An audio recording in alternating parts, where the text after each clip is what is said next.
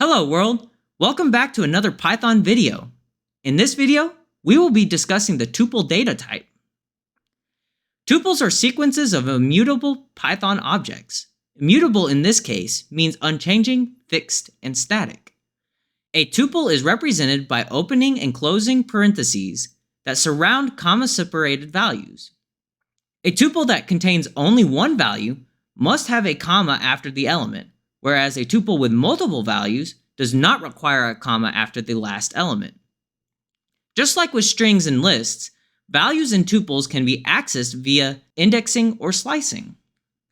Let's go over a few examples of indexing and slicing a tuple.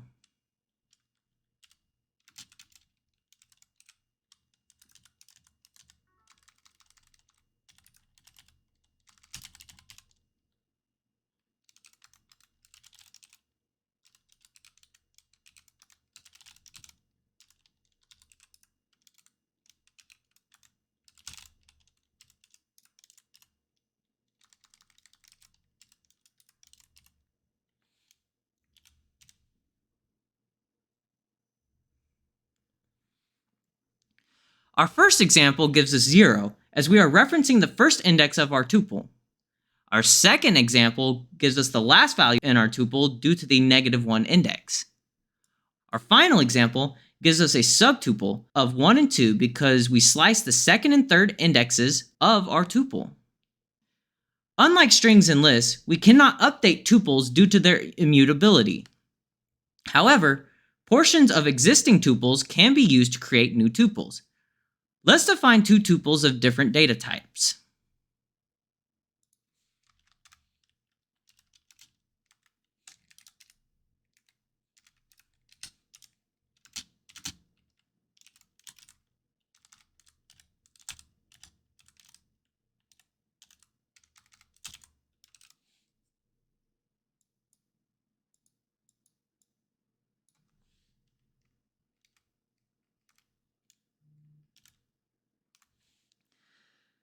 Now let's create a third tuple that combines our other two tuples and print out the result.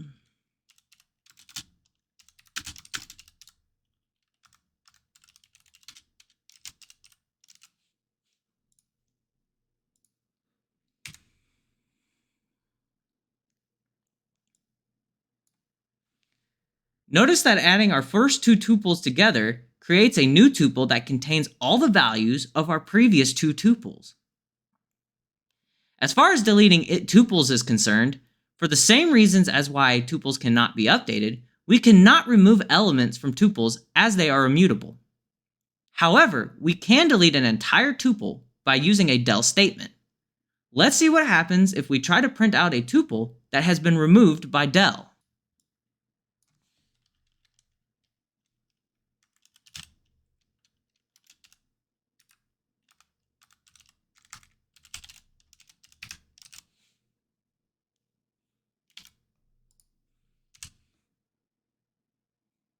We get an error because our assigned tuple no longer exists on the stack or in memory, as its existence has been removed entirely.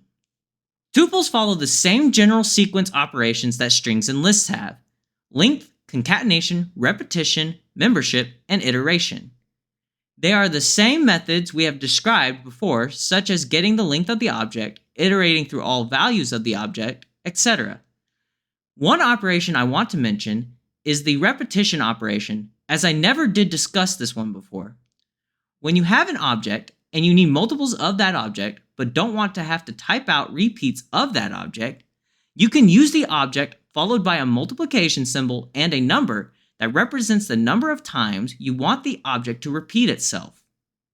This will cause the object to repeat itself in whatever data type it is a part of, as long as it's not a number type, because that will just cause the number to multiply by the other number and get a product.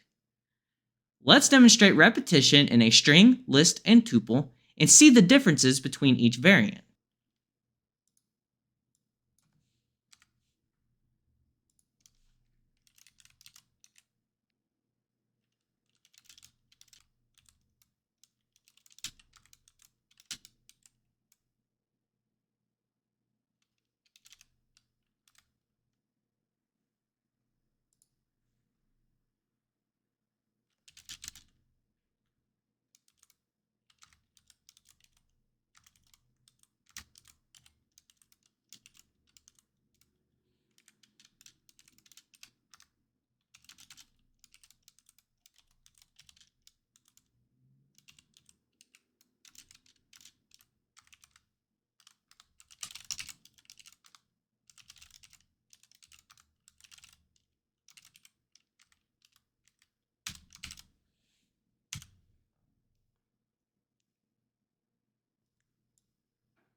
Taking the string value of xy and performing a repetition of 4 on it causes 4 concatenated xy's to be printed out in a single string.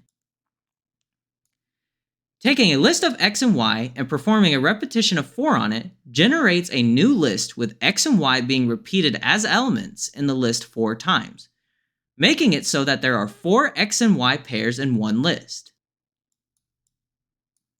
Taking a tuple of x and y and performing a repetition of 4 on it, just like with the list, generates a new tuple with x and y being repeated as elements in the tuple 4 times, making it so that there are 4 x and y pairs in one tuple.